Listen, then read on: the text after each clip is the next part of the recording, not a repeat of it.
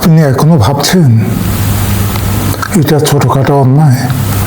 এই ছোট অন্যায় একদিন রাষ্ট্র ধ্বংস করে। যেভাবে ট্রাম্পকে পাগলামি ঠিক আছে বলে মেনে নেওয়া হয়েছিল, আজ আমরাও কি সেই একই ভুল করছি? বাস্তবতা শুনতে প্রস্তুত? আপনার প্রিয় নেতাও ভুল করলে আপনি তাকে সাপোর্ট দিচ্ছেন, মানে আপনি নিজেই ধ্বংসের অংশ। রাষ্ট্র একদিনে পড়ে না, ধ্বংস শুরু হয় যখন জনগণ অন্ধ হয়ে যায়। বিচারহীন হত্যা, আমরা চুপ। দুর্নীতি, আমরা চুপ। বিদেশের কাছে নতজানু, আমরা চুপ। এই চুপ থাকাই দেশের কফিনের শেষ পেরেক। মনে রাখবেন, নৈতিকতা বিক্রি করলে সার্বভৌমত্ব টিকবে না। শেষ প্রশ্ন, আপনি নাগরিক না শুধু এক দল অন্ধ সমর্থক? এখনই জাগুন, না হলে আগামী প্রজন্ম আমাদেরকে ক্ষমা করবে না। আসসালামু আলাইকুম। সবাইকে ফোর্থ ডাইমেনশনে স্বাগত।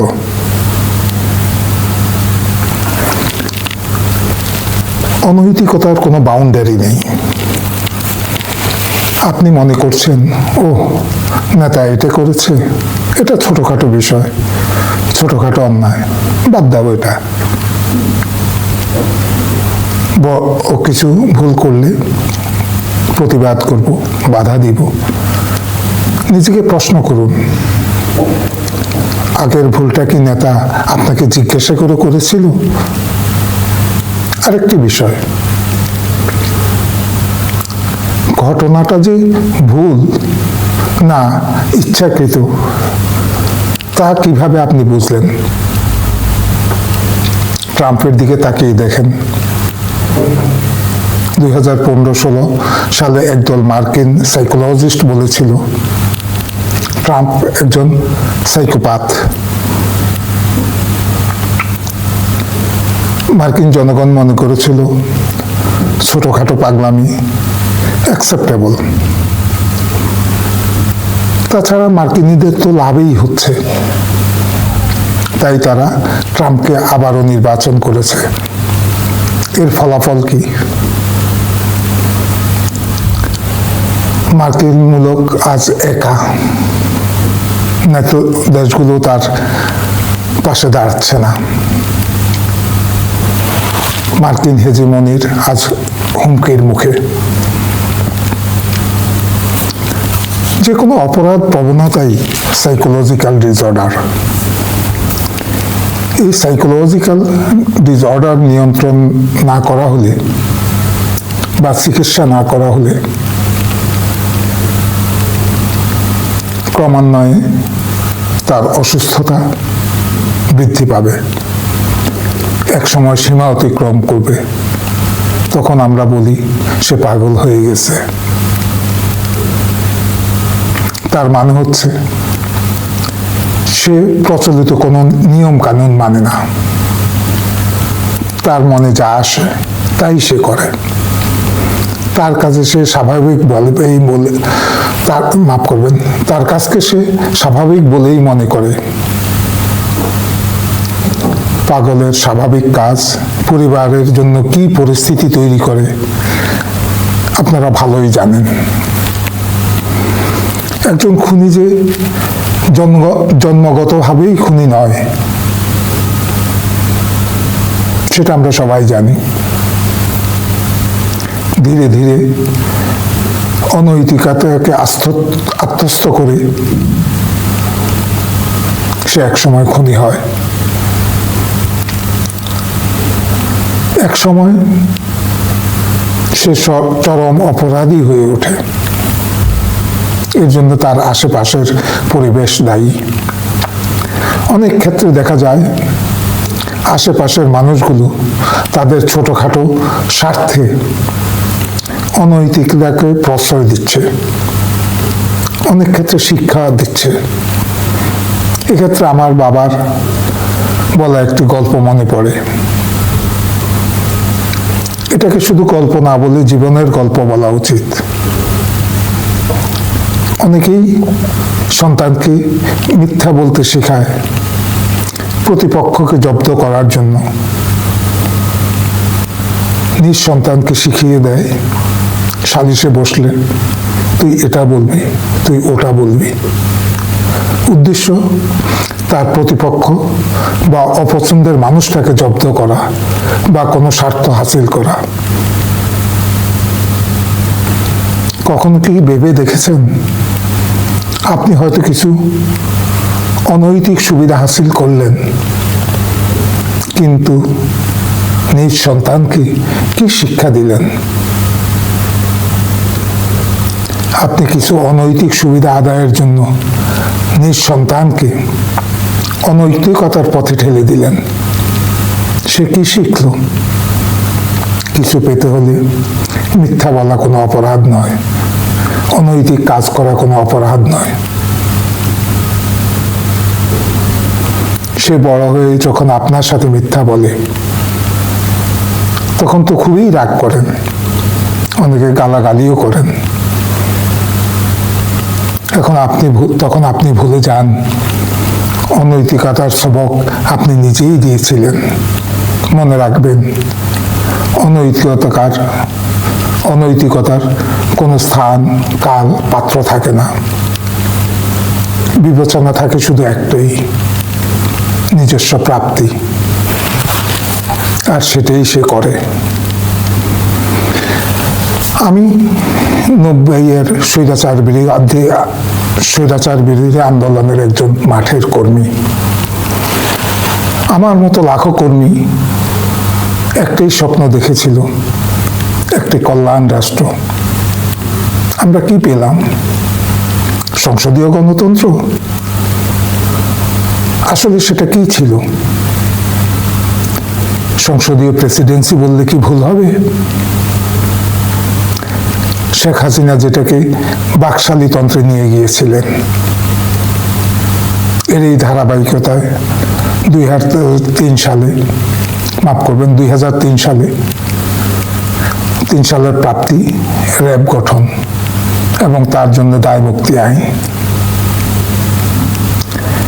অভিযোগের ভিত্তিতে মানুষ হত্যা, যার বিরুদ্ধে কোনো অভিযোগ করা যাবে না। এর ফলাফল কি হয়েছে তা আপনারা দেখেছেন। ব্যক্তি শত্রুতার জের ধরে র্যাবের হাতে কতজন খুন হয়েছে তা আপনারাই সাক্ষী। আল্লাহ কোরআনে বলেন যে একজন নিরীহ মানুষকে হত্যা করলো, সে যেন সকল মানবতাকে হত্যা করলো। যে একজন নিরীহ মানুষকে হেফাজত করলো, সে যেন সমগ্র মানবতাকে হত্যা করলো। কোন সভ্য সমাজ একজন মানুষকে বিনা বিচারে হত্যার অনুমোদন দিতে পারে? এমনকি একজন অপরাধীকেও তো বিনা বিচারে হত্যা করা যায় না। আগে আইন সাব্যস্ত করবে তার অপরাধের মাত্রা কতটুকু, তারপর সে অনুযায়ী শাস্তি দিতে হবে। এটাই সভ্যতা। একজন অপরাধীকেও যদি তার প্রাপ্য শাস্তির অধিক শাস্তি দেওয়া হয়, সেটাও তার প্রতি জুলুম হিসাবে বিবেচিত হবে। আর যদি সে নিরপরাধ হয়, কি ভয়ঙ্কর ব্যবস্থা এই দায় মুক্তি আইন। একবার ভেবে দেখুন তো,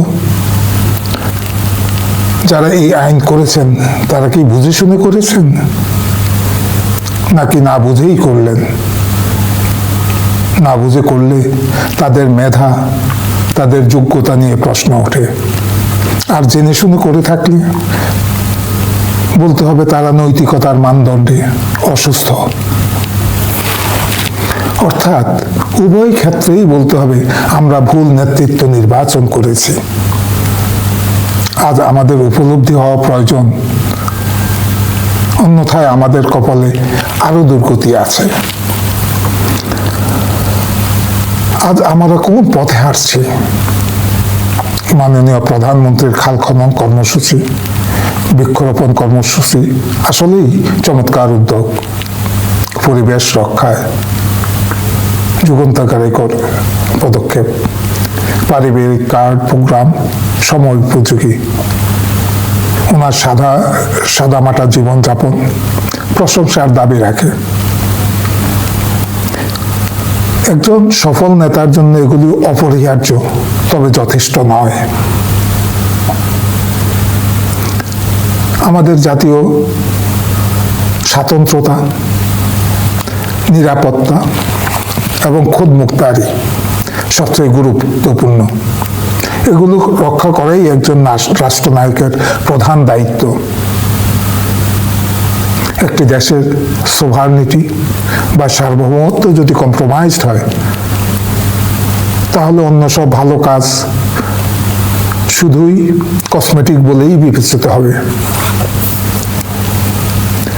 দুর্বল ফাউন্ডেশনের উপর কোনো দালান নির্মাণ করলে তার পরিণতি কি আপনারা ভালোভাবেই জানেন। উপরে যতই ডেকোরেটিভ কাজ করুন না কেন, আপনি স্পেনের টাইলস লাগালেন, জার্মান বাথরুম ফিটিংস লাগালেন, কোনোই কাজে আসবে না। একটা ছোট ঝটকাতেই ধরাম করে ধসে পড়বে আপনার এই সুন্দর ইমারতটি। এমনকি আশেপাশের ইমারতের উপর পড়লে তার উপরও কি আমত নাজিবল হবে। আপনারা অনেকেই ছবিতেই দেখেছেন, যখন ভিলেন এমন পরিস্থিতিতে পড়ে তার নিজের জীবন 100 ভাগ খাতরায়, অর্থাৎ তার রক্ষা পাওয়ার উপায় নেই, তখন সে তার ক্যাপটিভকেও হত্যা করে এবং নিজেও নিহত হয়। পরিস্থিতি অনেকটা তাই। একটা দুর্বল ইমারত নিজে ধ্বংস হয়, পার্শ্ববর্তী আরেকটা ইমারতকেও ধ্বংস করে।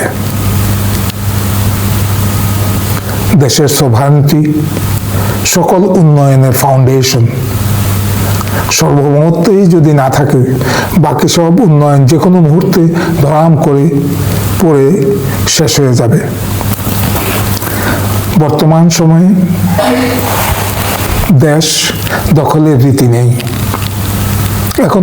এখন বিভিন্ন চুক্তির মাধ্যমে আপনাকে একটি করজ রাজ্যে পরিণত করা হয়।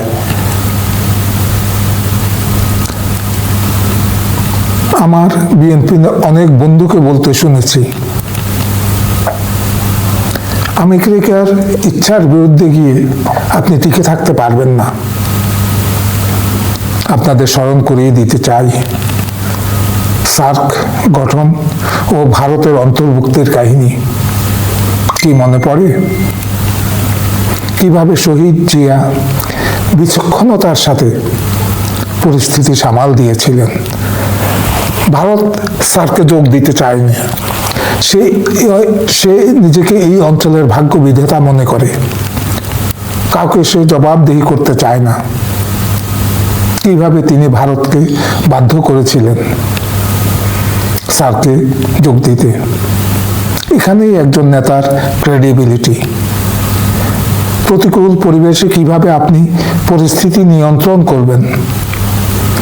পররাষ্ট্রনীতিতে নতজানুনীতি গোলামির শামিল। আল্লাহ তাআলা আমাদেরকে গোলামের জন্য সৃষ্টি করেননি।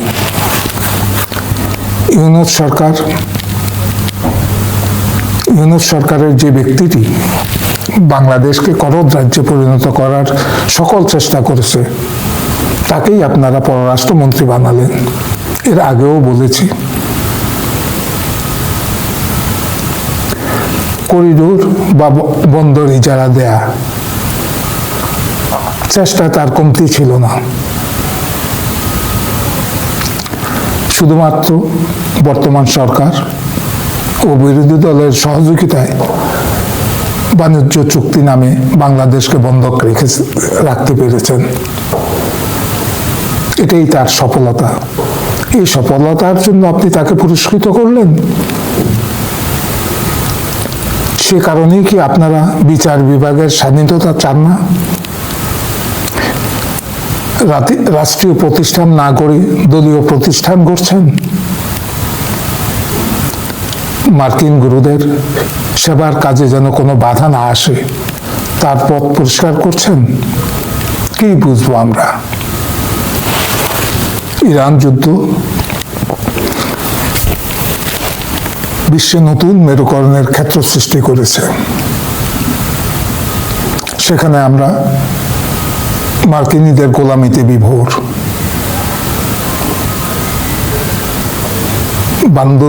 বন্ধুদের কথা শুনে খুবই কষ্ট লাগে। আমাদের মজ্জাগতভাবেই যদি সেই গোলামি থাকে, নেতারা কি করবে? এই মুহূর্তে দেশ, মাফ করবেন, এই মুহূর্তে নেতাকে মুক্ত চিন্তায় রাষ্ট্র পলিসি নির্ধারণ করতে হবে। আগের থেকেই করা উচিত ছিল। অন্যথায় দেশের সর্বনাশ হবে। দেশের মানুষ ভয়ঙ্কর পরিস্থিতিতে পড়বে। মানুষ ৭৪ সালকে ভুলে যাবে। ফারুক, সে জাকের পার্টি করে। জাকের পার্টির চেয়ারম্যান সাহেবের একটি ভিডিও ক্লিপ পাঠালো আমাকে। শুনে অবাক হলাম। তিনি 10 বছর আগে আন্তর্জাতিক বিষয়ে যে পর্যালোচনা করেছিলেন, মনে হচ্ছে বিশ্ব আজ সেই দিকেই হাঁটছে। বিএনপি, আওয়ামী লীগ, জামাত, যারা রাষ্ট্র ক্ষমতায় ছিলেন, বড় বড় থিঙ্ক ট্যাঙ্ক যাদের রয়েছে, আপনাদের মাথায় কেন আসেনি? তা আমার মাথায় আসে না। নাকি আপনারা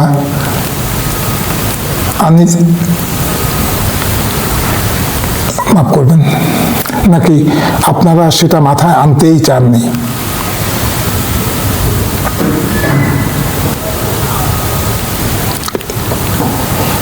আমরা সাধারণ মানুষ বর্তমান নিয়ে ভাবি। একজন নেতার কাজ 10 বছর পরে কি ঘটবে? পলিসি নির্ধারণ করা, দেশের মানুষকে মোটিভেট করা, সঠিক ডাইরেকশনে নিয়ে যাওয়া। এরপর আর কোনো মন্তব্য করতে চাই না। তা শোভনও নয়। কারণ এখনো আমরা নেতৃত্বের প্রতি আশাবাদী। এবার আসুন